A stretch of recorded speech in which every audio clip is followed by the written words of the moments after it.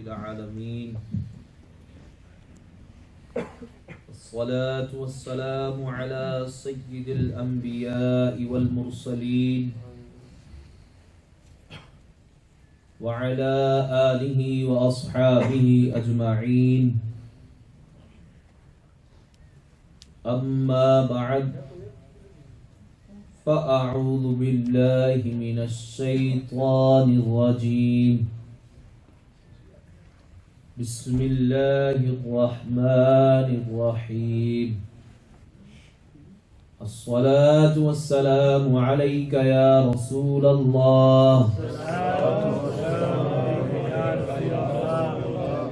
وعلى آلك وأصحابك يا حبيب الله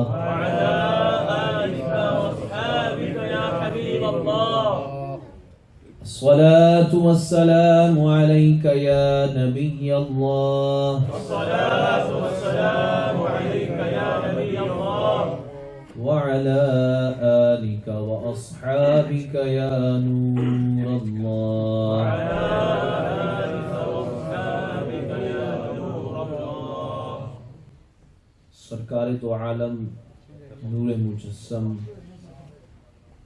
شاہ آدم و بنی آدم رسول محتشم صلی اللہ علیہ وسلم کی ذات مبارکہ پر درود پاک پڑھنا دنیا و آخرت میں کامیابی کا سبب ہے۔ ترمذی شریف کی حدیث مبارکہ ہے، حضرت فضالہ بن عبید رضی اللہ تعالی عنہ حدیث پاک کو روایت کرتے ہیں، بینما رسول اللہ صلی اللہ علیہ وسلم قاعدہ، نبی کریم علیہ الصلوۃ والسلام ہمارے درمیان جلوہ فرما تھے، اذ دخل رجل فصلى فقال اللهم اغفر لي وارحمني، ایک شخص مسجد کے اندر آیا، اس نے نماز پڑھی، نماز پڑھنے کے بعد اس نے یہ دعا مانگی، اے اللہ میری مغفرت فرما، مجھ پہ رحم فرما۔ وقال رسول اللہ صلی اللہ علیہ وسلم عجلت ایھا المصلی اذا صلیت فقعدت فاحمد اللہ بما هو اہلہ وصلی علی ثم ادعو۔ نبی کریم علیہ الصلوۃ والسلام نے ارشاد فرمایا، اے نمازی تو نے جلدی کی، جب تو نماز پڑھ لے تو بیٹھ جا، اللہ تعالیٰ کی ایسے حمد بیان کر جیسے وہ بیان کے لائق ہے، پھر مجھ پر درود پاک پڑھ، پھر دعا مانگ۔ راوی بیان کرتے ہیں، ثم صلی رجل آخر بعد ذلك، پھر ایک اور شخص آیا، اس نے نماز ادا کی، فحمد اللہ وصلی علی النبی صلی اللہ علیہ وسلم، اس نے اللہ تعالیٰ کی حمد بیان کی اور اس کے بعد نبی کریم علیہ الصلوۃ والسلام پر درود پاک پڑھا۔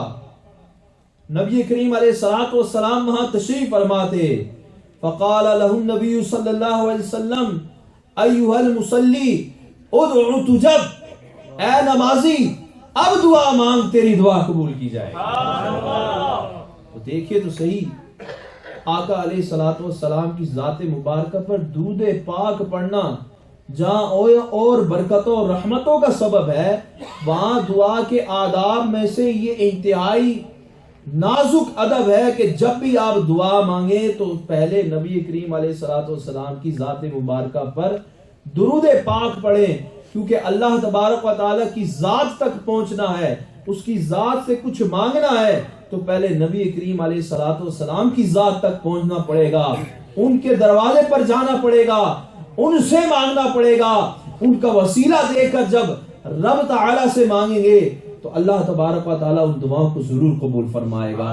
اعلیٰ حضرت کیا خوب بیان فرماتے ہیں، با خدا، خدا کا یہی عدل، نہیں اور کوئی مفر مخر، جو وہاں سے ہو یہاں سے آ کے ہو، جو یہاں نہیں وہ وہاں نہیں، واللہ وہ سن لیں گے، فریاد کو پہنچیں گے، اتنا بھی تو ہو کوئی جو آہ کرے دل سے۔ تو میرے پیارے محترم اسلامی بھائیوں، ہمیں اپنی یہ عادت بنانی چاہیے کہ جب بھی ہم دعا مانگیں، سب سے پہلے جو افضل عبادت ہے نماز پڑھنا، بہترین عبادت ہے۔ اس کے بعد حدیث مبارکہ میں دعا پڑھنے کا بیان کیا گیا ہے کہ نماز فرض پڑھ کے دعا مانگی جائے۔ تو بہترین دعا کون سی ہے کہ جب نماز فرض پڑھی جائے تو اس کے بعد اللہ تعالیٰ کی حمد بیان کی جائے، نبی کریم علیہ الصلوۃ والسلام پر درود پڑھا جائے، اور پھر اپنی بخشش و مغفرت کی دعائیں مانگی جائیں۔ الحمدللہ 11ویں شریف کی محفل ہے، بڑی بابرکت رات ہے۔ اللہ تبارک و تعالیٰ کے ایک بہت بڑے ولی سلطان الاولیاء کے ساتھ اس رات کو نسبت حاصل ہے۔ آئیے اس رات کی برکتیں اپنے دامن میں مزید سمیٹنے کے لیے ہم اپنے آقا کریم علیہ الصلوۃ والسلام پر درود پاک پڑھتے ہیں۔ صلو علی الحبیب صلی اللہ تعالی علی محمد صلی اللہ تعالی علیہ وسلم۔ شہنشاہ اولیاء، سلطان الاولیاء، پیران پیر، روشن ضمیر، محبوب سبحانی، خطب ربانی، قندیل نورانی، شہباز لامکانی، حضور سیدنا عبد القادر جیلانی رضی اللہ تعالی عنہ سے نسبت رکھنے والی یہ مبارک رات ہے، اور یہ پیارا بابرکت مہینہ اپنا فیضان لٹاتا ہوا ہمارے درمیان جاری و ساری ہے۔ آئیے ہم حضور غوث پاک رضی اللہ تعالی عنہ کی سیرہ مبارکہ کے بارے میں کچھ باتیں سنتے ہیں۔ میرے پیارے محترم اسلامی بھائیوں، پہلے یہ بات یاد رکھیں کہ اولیاء کرام تو بہت ہوئے ہیں، اور قیامت تک اللہ تعالیٰ کے نیک بندے پیدا ہوتے رہیں گے، لیکن اس میں کوئی شک نہیں کہ کشف و کرامت، مجاہد و تصرفات اور اس طرح کی بعض خصوصیات کے لحاظ سے حضور سیدنا غوث اعظم رضی اللہ تعالیٰ عنہ کو تمام اولیاء سے بڑھ کر ایک مقام حاصل تھا۔ یہی وجہ ہے کہ وہ اولیاء کرام جو غوث پاک رضی اللہ تعالیٰ عنہ سے پہلے گزرے ہیں، اولیاء متقدمین جو بڑے بڑے باکمال اور صاحب کشف و حال بزرگ تھے، ان اولیاء متقدمین نے حضور غوث پاک رضی اللہ تعالیٰ عنہ کے ظہور کی بشارتیں دی، اور جو اولیاء متاخرین تھے، آپ کے بعد والے اولیاء، ان میں سے ہر ایک آپ کی مقدس دعوت کا نقیب اور آپ کی مدح و ثنا کا خطیب رہا، اور علماء سلف و خلف نے آپ کی مبارک سیرت، آپ کے تصرفات، کرامات، عبادت و ریاضات، آپ کی زندگی کے کمالات پر اتنی کتابیں لکھی اور اتنی مستند کتابیں لکھی کہ اتنی مستند اور اتنی ذخیرہ انداز کتابیں کسی اور ولی کے بارے میں نہیں ملتی، اور آپ کی بزرگی تو اس قدر مسلم الثبوت ہے کہ آپ کے غوث اعظم ہونے پر تمام امت کے اولیاء کا اتفاق ہے۔ علامہ عزیز الدین بن سلام رضی اللہ تعالیٰ عنہ فرماتے ہیں کہ کسی ولی کی کرامتیں اس قدر تواتر کے ساتھ ہم تک نہیں پہنچی جس قدر کرامتیں حضور غوث پاک رضی اللہ تعالیٰ عنہ کی ہم تک پہنچے۔ تو جس طرح حضور غوث پاک رضی اللہ تعالیٰ عنہ کی شان ہر شعبے کے اندر نرالی ہے، اس طرح حضور غوث پاک رضی اللہ تعالیٰ عنہ کی شان کرامات کے اندر تو سب سے ہی نرالی ہے۔ خاندانی وجاہت و جلالت تو اپنی جگہ، ایسی وجاہت و جلالت ہے کہ حسنی حسینی سید ہیں، ایسی خاندانی وجاہت و جلالت ہے۔ اس خاندانی وجاہت و جلالت کے علاوہ بھی علمی جلالت، علمی عظمت، کمال ولایت، کثرت کرامت کی جامعیت، یہ آپ کی وہ خاص الخصوص خصوصیات ہیں جو بہت ہی کم اولیاء کو حاصل ہیں۔ یہی وجہ ہے کہ بہت سے اولیاء کرام دنیا میں تشریف لائے، اپنے دور میں چاند کی طرح چمکے، چند عرصے تک ان کی شہرت کا ڈنکا بجتا رہا، مگر آہستہ آہستہ جس طرح 14ویں کے چاند کی روشنی کم ہوتی جاتی ہے، ان اولیاء کرام کا ذکر، ان کی شہرت بھی لوگوں کے درمیان کم ہوتی چلی گئی. لیکن حضور غوث پاک رضی اللہ تعالیٰ عنہ کی جو بزرگی ہے، آپ کی جو شخصیت ہے، اللہ تعالیٰ نے آپ کی شخصیت کو ایسا کمال عطا فرمایا کہ 850 سال سے زیادہ کا عرصہ آپ کو اس دنیا سے رخصت ہوئے گزر چکا ہے، لیکن آج تک آپ کا چرچا لوگوں کے اندر موجود ہے. اسی بات کو اعلیٰ حضرت نے کیا خوب انداز میں ارشاد فرمایا کہ سورج اگلوں کے چمکتے تھے چمک کر ڈوبے، سورج اگلوں کے چمکتے تھے چمک کر ڈوبے، افق نور پہ ہے مہر ہمیشہ تیرا. تو یہ ہمارے حضور غوث پاک رضی اللہ تعالیٰ عنہ ہیں. اور اسی بات کو جب حضور غوث پاک رضی اللہ تعالیٰ عنہ چھوٹے تھے تو حضور تاج العارفین جو بہت بڑے اپنے وقت کے بزرگ تھے ان کی بارگاہ میں حاضر ہوئے. حضور تاج العارفین رحمت اللہ تعالی علیہ نے آپ کو دیکھا اور فرمایا، اے بیٹے عبد القادر، کل دیک یصیح و یسکت الا دیکک یصیح یوم القیامہ. اے بیٹا عبد القادر، ہر ولی کا مرغ بولے گا اور بول کے خاموش ہو جائے گا، لیکن تمہارا مرغ قیامت تک بولے گا. یعنی اے بیٹے عبد القادر، تمہاری ولایت اور تمہارا جو طریقہ ہے وہ لوگوں کے درمیان قیامت تک جاری رہے گا. اسی بات کو اعلیٰ حضرت کیا ہی خوب انداز میں بیان فرماتے ہیں. مرغ سب بولتے ہیں، بول کے چپ رہتے ہیں. مرغ سب بولتے ہیں، بول کے چپ رہتے ہیں. ہاں اسیر ایک نوا سنج رہے گا تیرا. نعرہ تکبیر، نعرہ رسالت، نعرہ غوثیہ، فیض رضا جاری رہے گا. ماشاءاللہ. تو یہ برکتیں ہیں ہمارے غوث پاک رضی اللہ تعالیٰ عنہ کی کہ جن کے چرچے آج تک دنیا کے اندر موجود ہیں. اللہ نے آپ کو ایسی شہرت اور ایسی کمالات عطا فرمائے ہیں کہ ہر عاشق کی زبان پر حضور غوث پاک رضی اللہ تعالیٰ عنہ کا نام موجود ہے. اور دیکھیں جب اللہ تعالیٰ کسی کو اتنے کمالات، ترقیاں، درجے عطا فرماتا ہے تو اس کی جو بچپن کی زندگی ہے اس کو بھی با کمال بناتا ہے. ماں کے پیٹ میں تھے غالباً یہ آپ نے نورمی جن میں سنا ہے کہ ان کو کیا کیا یاد تھا. جب پیدا ہوئے استاد کے پاس گئے تو کیا کیا سنا دیا انہوں نے. یہ ابھی دنیا میں آئے ہیں، اللہ تعالیٰ نے کیسی کیسی برکتیں عطا فرمائی ہیں. اور جو آپ کی ولادت کی رات تھی، آپ کے والد ماجد جو بہت بڑے اللہ تعالیٰ کے ولی تھے، حضرت ابو صالح سید موسیٰ جنگی دوست رحمت اللہ تعالی علیہ، انہوں نے حضور غوث پاک رضی اللہ تعالیٰ عنہ کی ولادت کی رات یہ مشاہدہ فرمایا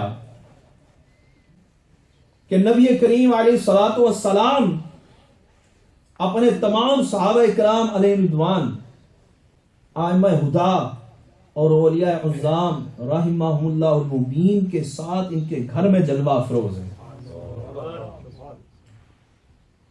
اور نبی کریم علیہ الصلوۃ والسلام نے حضور غوث پاک رضی اللہ تعالیٰ عنہ کے والد کو ان مبارک الفاظ کے ساتھ بیٹے کی ولادت کی خوشخبری دی.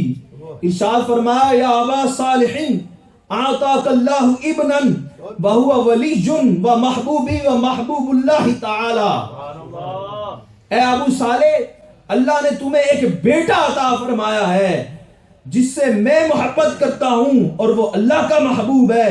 وَيَسَيَكُونُ لَهُ شَانٌ فِي الْأَوْلِيَاءِ وَالْأَخْطَابِ كَشَانِ بَيْنَ الْأَنْبِيَاءِ. اور تم دیکھو گے کہ اس کی شان تمام انبیاء کے درمیان ایسے ہوگی جیسے میری شان تمام انبیاء کے درمیان ہے. غوث اعظم درمیان اولیاء، چوں محمد درمیان انبیاء. جیسے نبی کریم علیہ الصلوۃ والسلام کی شان تمام انبیاء کرام علیہ الصلوۃ والسلام سے ارفع و اعلیٰ ہے، تمام انبیاء کرام علیہ الصلوۃ والسلام کے درمیان نبی کریم علیہ الصلوۃ والسلام 14ویں کے چاند کی طرح چمک رہے ہیں. اسی طرح اللہ تعالیٰ نے حضور غوث پاک رضی اللہ تعالیٰ عنہ کو تمام اولیاء کے درمیان 14ویں کے چاند کی طرح عظمت و شان عطا فرمائی ہے کہ آپ کو تمام اولیاء کا سردار بنایا. آپ کے والد صاحب کے خواب میں نبی کریم علیہ الصلوۃ والسلام اپنے تمام انبیاء کرام علیہ الصلوۃ والسلام کے ساتھ تشریف لائے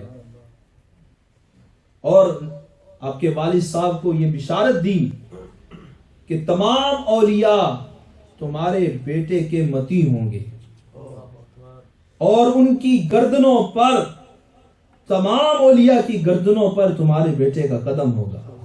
جس کی منبر بنی گردن اولیاء، اس قدم کی کرامت پہ لاکھوں سلام. جیسے میں نے پہلے بھی بیان کیا کہ بڑے بڑے اولیاء جو آپ سے پہلے گزرے ہیں وہ آپ کے ظہور کی بشارتیں دیتے رہے. حضرت جنید بغدادی رحمت اللہ تعالی علیہ آپ کے بارے میں بشارت دیتے ہوئے ارشاد فرماتے ہیں کہ مجھے عالم غیب سے معلوم ہوا ہے کہ 5ویں صدی کے درمیان میں سید المرسلین صلی اللہ علیہ وسلم کی اولاد اطہار میں سے ایک قطب عالم ہوگا جن کا لقب محی الدین اور اسم مبارک سید عبد القادر ہے، اور وہ غوث اعظم ہوگا. وہ جیلان میں پیدا ہوگا. ان کو خاتم النبیین رحمت للعالمین صلی اللہ علیہ وسلم کی اولاد اطہار میں سے ائمہ کرام اور صحابہ کرام علیہ رضوان کے علاوہ اولین و آخرین کے ہر ولی اور ولیہ کی گردن پر قدم ہوگا. تو یہ شان ہے حضور غوث پاک رضی اللہ تعالی عنہ کی.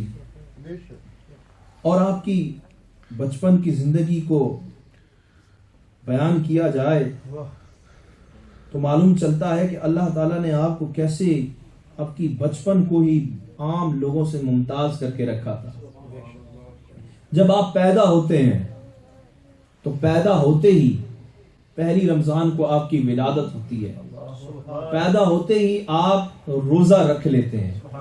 صبح صادق سے لے کر غروب آفتاب تک جو روزے کا وقت ہوتا ہے آپ اپنی ماں کا دودھ نہیں پیتے. یہی سلسلہ آپ کا پورا رمضان جاری رہتا ہے. جب اگلا رمضان آتا ہے تو رمضان کا جو چاند ہے اس کے بارے میں لوگوں کو اطلاع نہیں ہو پاتی کیونکہ آسمان پر بادل ہوتے ہیں، مطلع ابر آلود ہوتا ہے، کلاؤڈی ویدر ہوتا ہے. لوگوں کو معلوم نہیں چلتا، کوئی شہادت نہیں آتی کہ چاند نظر آیا یا نہیں. لوگ حضور غوث پاک رضی اللہ تعالیٰ عنہ کے گھر حاضر ہوتے ہیں اور ان کی والدہ سے پوچھتے ہیں کہ بتائیے آج صبح آپ کے صاحبزادے نے دودھ پیا ہے یا نہیں. اگر دودھ نہیں پیا تو معلوم چل جائے گا کہ آج کی صبح رمضان ہے. آپ کی والدہ فرماتی ہیں کہ میں ان کو بتاتی ہوں کہ آج عبد القادر نے دودھ نہیں پیا. تو اس طریقے سے وہ لوگ اندازہ لگا لیتے ہیں کہ واقعی آج صبح رمضان کا روزہ ہے. اس بات کا جب چرچا ہر طرف میں ہوتا ہے تو لوگوں میں یہ بات مشہور ہو جاتی ہے کہ ولد للاشراف ولد لا یرضع فی رمضان، کہ سیدوں کے ہاں ایک رکھ لیتے ہیں.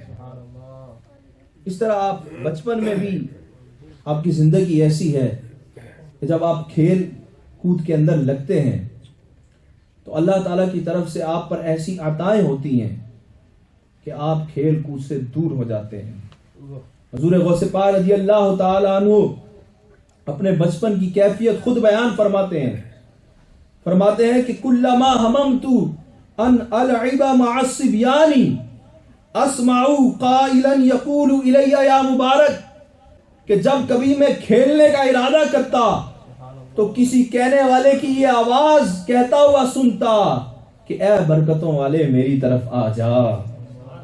رہے پابند احکام شریعت ابتدا ہی سے، رہے پابند احکام شریعت ابتدا ہی سے، نہ چھوٹا شیر خاری میں بھی روزہ غوث اعظم کا.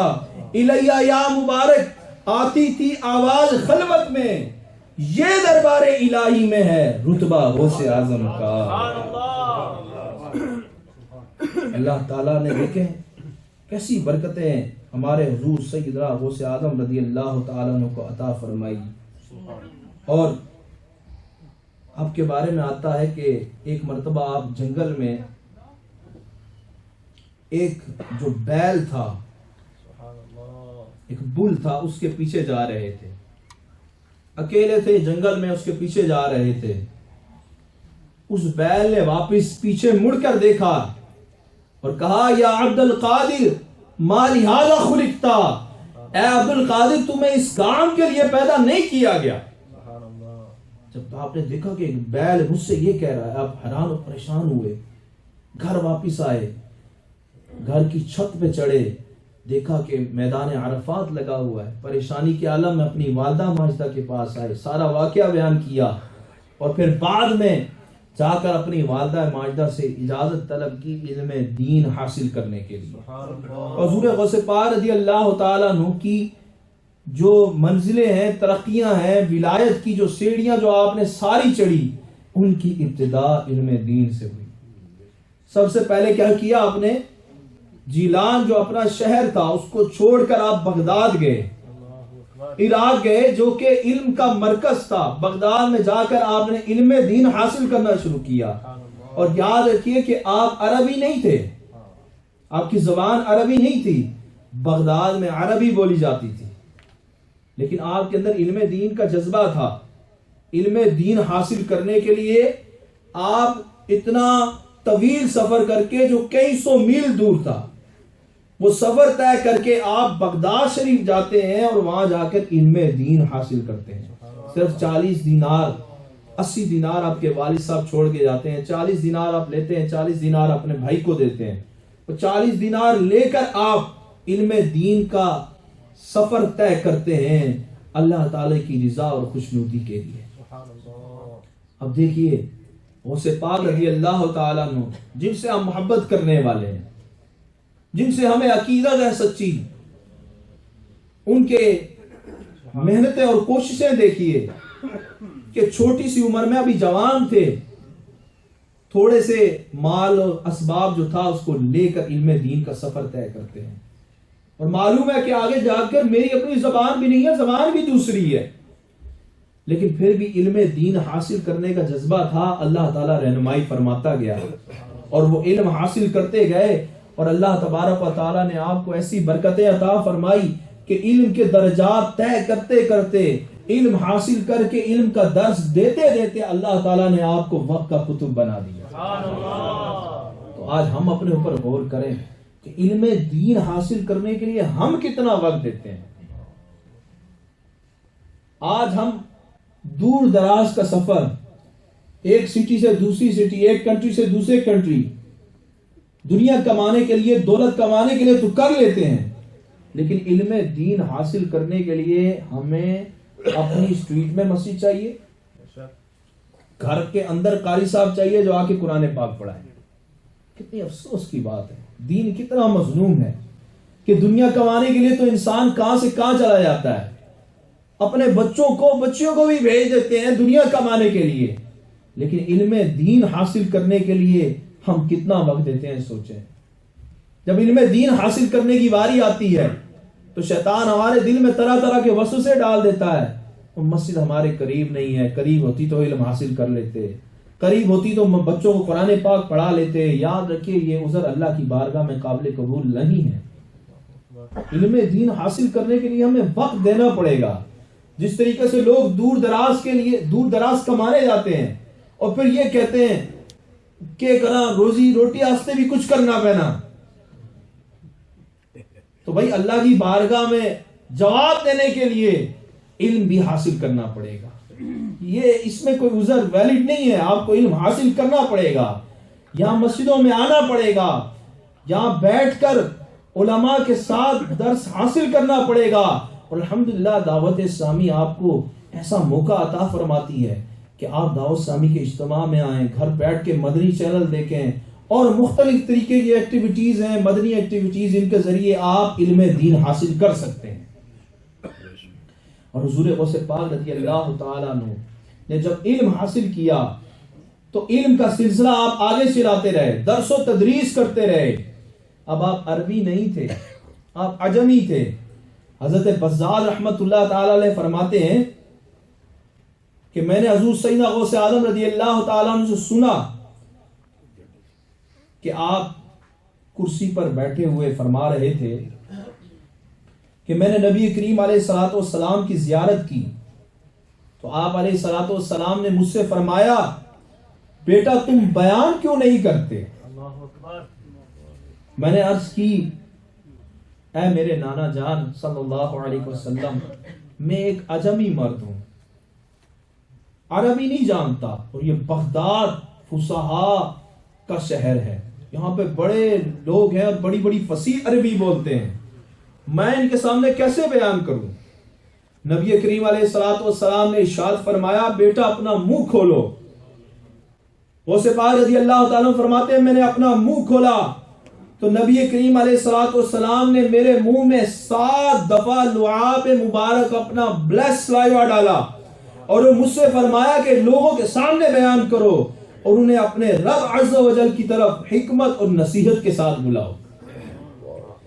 فرماتے ہیں پھر میں نے ظہر کی نماز ادا کی اور بیٹھ گیا، میرے پاس بہت سے لوگ آئے اور مجھ پر چلائے۔ اس کے بعد میں نے حضرت علی بن ابو طالب رضی اللہ تعالیٰ عنہ کی زیارت کی کہ میرے سامنے مجلس میں کھڑے ہیں اور فرماتے ہیں بیٹا تم بیان کیوں نہیں کرتے؟ میں نے عرض کی ہے میرے والد لوگ مجھ پر چلاتے ہیں۔ پھر آپ نے فرمایا میرے بیٹے اپنا منہ کھولو۔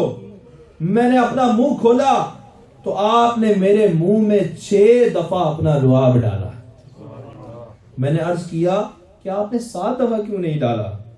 تو انہوں نے فرمایا کہ رسول کریم صلی اللہ علیہ وسلم کے ادب کی وجہ سے۔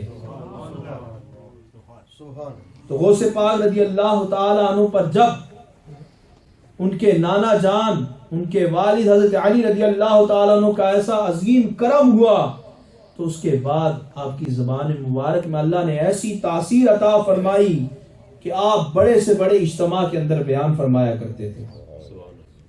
آپ کے محفل کو نیک اللہ تعالیٰ کے فرشتے، معصوم فرشتے وہ اپنے پروں سے ڈھانپے ہوئے ہوتے تھے، کتاب و سنت کی تصریح کے ساتھ لوگوں کو اللہ تبارک و تعالیٰ کی طرف بلایا کرتے تھے، اللہ تعالیٰ کی اطاعت کی طرف بلاتے تھے، اور یوں 40 سال تک آپ نے مسلسل لوگوں کو اللہ تبارک و تعالیٰ کے دین کی تبلیغ فرمائی۔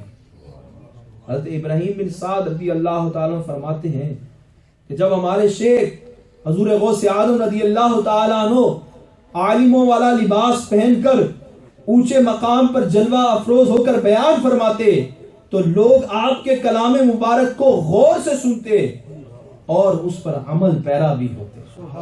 یعنی آپ کے محفل میں آنے کی برکت یہ تھی کہ خود بخود لوگوں کے دل آپ کی طرف لگ جاتے تھے اور آپ کی محفل میں جو آتا تھا وہ با عمل ہو کے اٹھتا تھا۔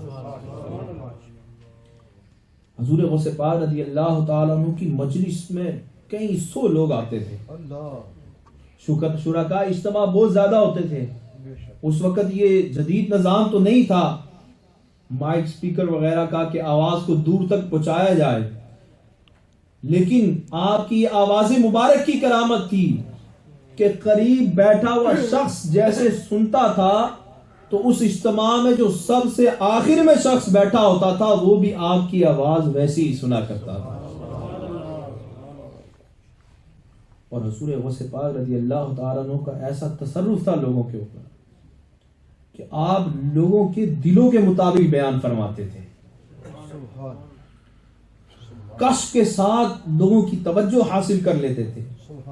جب آپ رحمت اللہ تعالی علیہ منبر پر کھڑے ہوتے تو آپ کے جلال کی وجہ سے لوگ بھی کھڑے ہو جاتے، اور جب آپ رحمت اللہ تعالی علیہ ان سے فرماتے کہ چپ رہو تو سب ایسے خاموش ہو جاتے کہ آپ کی ہیبت کی وجہ سے ان کی سانسوں کے علاوہ کچھ بھی سنائی نہیں دیتا تھا۔ یہ حضور غوث پاک رضی اللہ تعالی عنہ کا ان کے اوپر ایسا رعب و دبدبا اور ایسی ہیبت ہوا کرتی تھی، آپ لوگوں کے دلوں کو جان کر بیان کیا کرتے تھے، لوگوں کے دلوں کے اندر جو ہوتا تھا وہ آپ لوگوں سے بیان کر دیا کرتے تھے۔ یہ اللہ تعالیٰ نے آپ کو یہ کشف و کرامت عطا فرمایا تھا، اور یہ کشف و کرامت کی جو خصوصیت ہے یہ اللہ تعالیٰ نے حضور غوث پاک رضی اللہ تعالیٰ عنہ کو بہت زیادہ عطا فرمائی تھی۔ حضور غوث پاک رضی اللہ تعالیٰ عنہ کی کرامات کی بات کی جائے تو بے شمار کرامات حضور غوث پاک رضی اللہ تعالیٰ عنہ کی موجود ہیں، جن کے اندر یہ موجود ہے کہ حضور غوث پاک رضی اللہ تعالیٰ عنہ کس قدر اللہ تعالیٰ کے با کمال ولی تھے، اور کتنا زیادہ اللہ تعالیٰ نے آپ کو تصرفات عطا فرمائے تھے کہ اللہ تبارک و تعالیٰ کی عطا سے آپ لوگوں کی مصیبتیں، پریشانیاں اور بلاؤں کو دور کر دیا کرتے تھے۔ اور یاد رکھیے حضور غوث پاک رضی اللہ تعالیٰ عنہ کی جو کرامات ہیں وہ بہت زیادہ تواتر کے ساتھ منقول ہے۔ بہت زیادہ علماء کرام نے آپ کی تاریخ لکھنے والے لوگوں نے آپ کی کرامات کو بیان کیا ہے۔ کچھ کرامات آپ کے سامنے بیان کرنے کی سعادت حاصل کرتا ہوں۔ حضور غوث پاک رضی اللہ تعالیٰ عنہ ایک مرتبہ مدینہ منورہ سے حاضری دے کر ننگے پاؤں بغداد شریف کی طرف آ رہے تھے۔ راستے میں ایک چور کھڑا کسی مسافر کا انتظار کر رہا تھا کہ کوئی مسافر آئے اور میں اس کو لوٹ لوں۔ جب حضور غوث پاک رضی اللہ تعالیٰ عنہ اس کے قریب پہنچے تو پوچھا تم کون ہو؟ اس نے جواب دیا کہ میں ایک دیہاتی ہوں، اپنے ارادے کو چھپا رہا تھا کہ میں یہاں کیا کام کرنے کے لیے کھڑا ہوں۔ مگر حضور غوث پاک رضی اللہ تعالیٰ عنہ نے اپنے جو کشف ہے اس کے ذریعے اس کے جو دل کا جو برا ارادہ تھا چوری کا اس کو پہچان لیا۔ اس چور کے دل میں یہ خیال آیا کہ شاید یہ غوث اعظم ہے، شاید یہ غوث اعظم ہے۔ آپ رحمت اللہ تعالی علیہ کو اس کے دل میں پیدا ہونے والے خیال کا علم ہو گیا تو آپ نے فرمایا میں عبد القادر ہوں۔ تو وہ چور سنتے ہی فوراً آپ کے مبارک قدموں میں گر پڑا اور اس کی زبان پر یہ جاری ہو گیا یا سیدی عبد القادر شیئا للہ، اے عبد القادر میرے حال پر رحم فرمائیے، میری مدد فرمائیے، جو اس کی زبان پہ بے ساختہ جاری ہو گیا۔ حضور غوث پاک رضی اللہ تعالیٰ عنہ کو اس کی حالت پر رحم آ گیا، اس کی اصلاح کے لیے اللہ کی بارگاہ میں عرض کرتے ہیں، اللہ تعالیٰ کی بارگاہ میں دعا مانگتے ہیں تو غیب سے یہ آواز آتی ہے اے غوث اعظم اس چور کو سیدھا راستہ دکھا دو اور ہدایت کی طرف رہنمائی فرماتے ہوئے اسے قطب بنا دو۔ چنانچہ آپ کی نگاہ فیض لسان سے وہ قطبیت کے درجے پہ فائز ہو گیا۔ تو ایک نکما شخص، بدکار شخص جو چوریاں کیا کرتا تھا، حضور غوث پاک رضی اللہ تعالیٰ عنہ کے دامن سے وابستہ ہوا، ان کی دعا کی برکت سے اللہ تبارک و تعالیٰ نے اسے قطبیت کے عہدے پر فائز کر دیا۔ اور جو غوث پاک رضی اللہ تعالیٰ عنہ کے ہاتھ میں ہاتھ دیتا ہے اس کے کیا فوائد ہیں؟ غوث پاک فرماتے ہیں ان یدی علی مریدی کالسماء علی الارض، کہ میرا یہ ہاتھ میرے مرید پر ایسا ہے جیسے زمین پر آسمان ہے۔ جیسے زمین پر جو آسمان ہے وہ آسمان پورے زمین کو گھیرے ہوئے ہے، زمین کا کوئی خطہ آسمان کی نگاہ سے اوجل نہیں ہے۔ اس طرح حضور غوث پاک رضی اللہ تعالیٰ عنہ کا جو بھی مرید ہے، غوث پاک رضی اللہ تعالیٰ عنہ اس کے سارے اعمال کو جانتے ہیں اور فرماتے ہیں ان لم یکن مرید جید فانا جید، اگر میرا مرید جید نہیں ہے تو کیا ہوا، میں تو جید ہوں نا۔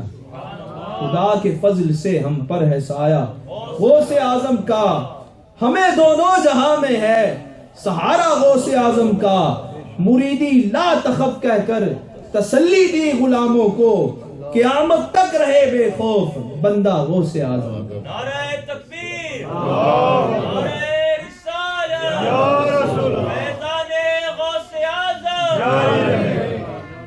اور سید اعلی حضرت رحمت اللہ تعالی علیہ کیا خوب ارشاد فرماتے ہیں، اے رضا یوں نہ بلک، تو نہ جید تو نہ ہو، تو با کمال نہیں ہے۔ اے رضا یوں نہ بلک، تو نہ جید تو نہ ہو، سید جید ہر دہر ہے مولا تیرا۔ جس کے ہاتھ میں تو نے ہاتھ دیا ہوا ہے وہ تو سید جید ہے نا، انشاءاللہ ان کے صدقے تیرا بھی بیڑا پار ہو جائے گا۔ غوث پاک فرماتے ہیں کہ تمہارا ظاہر و باطن میرے سامنے آئینہ ہے، اگر شریعت کی روک میرے زبان پر نہ ہوتی تو میں تم کو بتاتا کہ کیا کھاتے، کیا پیتے اور کیا جمع کر کے رکھتے ہو۔ ہمارے ظاہر و باطن ہے، ان کے آگے آئینہ، کسی شے سے نہیں عالم میں پردہ غوث اعظم کا۔ اور حضرت شیخ ابو عبداللہ رحمت اللہ علیہ فرماتے ہیں کہ حضور سیدنا غوث اعظم رضی اللہ تعالیٰ عنہ اپنی مریدوں کے لیے اس بات کے ضامن ہیں کہ ان میں سے کوئی شخص بغیر توبہ کے نہ مرے گا، اور ان کو یہ فضیلت دی گئی ہے کہ ان کے مرید اور 7 پشت تک ان کے مریدوں کے مرید جنت میں داخل ہوں گے۔ غوث پاک فرماتے ہیں کہ میں اپنے مرید کے مریدوں کا 7 پشت تک ہر ایک عمل کا ذمہ دار ہوں، اور اگر میرے مرید کا ستر مشرق میں کھل جائے اور میں مغرب میں ہوں تو اس کو چھپاتا ہوں۔ کیا شان ہے جو غوث پاک رضی اللہ تعالیٰ عنہ سے محبت کرتا ہے، ان کا جو مرید ہے ان کے ساتھ محبت و عقیدت کا اظہار کرتا ہے۔ ایک شہر میں حضور غوث پاک رضی اللہ تعالیٰ عنہ کا ایک عقیدت مند رہا کرتا تھا۔ ابھی تو مرید کی بات تو علیحدہ، عقیدت مند کی بات کرتے ہیں جو محبت کرتا ہے صرف۔ وہ غوث پاک کے سلسلے میں داخل ہونے کا ارادہ کرتا تھا، اسی غرض سے ایک دور دراز کا سفر طے کر کے بغداد شریف میں پہنچا۔ معلوم ہوا کہ غوث پاک کا تو انتقال ہو چکا ہے۔ آخر اس نے آپ رحمت اللہ تعالی علیہ کی قبر مبارک کی زیارت کرنے کا ارادہ کیا، اور قبر مبارک پر حاضر ہو کر آداب زیارت بجا لایا، اور تو کیا دیکھتا ہے کہ غوث پاک رضی اللہ تعالیٰ عنہ اپنی قبر شریف سے نکلے اور اس کا ہاتھ پکڑ کر اپنی توجہ سے نوازا اور اپنے سلسلہ عالیہ قادریہ میں داخل کر لیا۔ یاد رکھیے غوث پاک رضی اللہ تعالیٰ عنہ سلطان الاولیاء ہے، جو ان کا مرید ہے اس کی تو برکتیں آپ نے سنی، اور جو ان سے محبت کرنے والا ہے وہ بھی برکتوں سے خالی نہیں جاتا۔ تو ہمیں حضور غوث پاک رضی اللہ تعالیٰ عنہ سے محبت کرنی چاہیے، ان کی غلامی کا پٹا اپنے گلے میں باندھ لینا چاہیے۔ ان سے محبت کا ایک طریقہ یہ ہے کہ ہم سلسلہ عالیہ قادریہ میں کسی پیر صاحب کے مرید ہو جائیں، کسی پیر صاحب کے مرید ہو کر حضور غوث پاک رضی اللہ تعالیٰ عنہ کے سلسلے کے اندر داخل ہو جائیں۔ اور اس دور میں اگر قادری سلسلے میں بات کی جائے تو امیر اہل سنت دامت برکاتہم العالیہ کی ذات مبارکہ ایسی پیاری ذات ہے کہ آپ قادری سلسلے کے ذریعے غوث پاک رضی اللہ تعالیٰ عنہ کا مرید بناتے ہیں۔ یہ وہ امیر اہل سنت ہیں جن کی برکت سے آج ہم اس مغرب کے دور دنیا کا جو آخری کونا ہے وہاں بیٹھ کر ہم حضور غوث پاک رضی اللہ تعالیٰ عنہ کے بارے میں سن رہے ہیں، جنہوں نے ہمیں غوث پاک رضی اللہ تعالیٰ عنہ کے بارے میں بولنا سکھایا، اتنے سارے لوگوں کو غوث پاک کا محب و مرید بنا دیا۔ تو ہمیں چاہیے کہ ان کے ذریعے ہم سلسلہ عالیہ قادریہ میں داخل ہو جائیں، غوث پاک کے مرید بن جائیں، کہ انشاءاللہ مرید بننے کی برکتیں ہمیں ضرور عطا کی جائیں۔ پیارے محترم اسلامی بھائیوں، اس کے علاوہ جب ہم غوث پاک رضی اللہ تعالیٰ عنہ کی زندگی کو دیکھتے ہیں، علم حاصل کرنے سے زندگی شروع ہوتی ہے، علم حاصل کرتے رہتے ہیں، درس دیتے رہتے ہیں، اور اس کی برکت سے آپ کو اللہ تعالیٰ قطبیت کے منزل تک پہنچا دیتا ہے۔ ساری عمر آپ لوگوں کی اصلاح کے لیے کوشش کرتے رہتے ہیں، علم دین پڑھاتے اور پڑھتے رہتے ہیں۔ تو ہمیں بھی چاہیے کہ ہم بھی اسی رستے کو اختیار کریں، اپنی زندگی کو، اپنی لائف سٹائل کو چینج کریں۔ خالی ایک مسلمان کا مقصد دنیا کے اندر رہنا، کمانا اور دنیا کی زندگی گزارنا نہیں ہے، بلکہ ہمارا اصل مقصد کیا ہے؟ آخرت کے اسباب جمع کرنا۔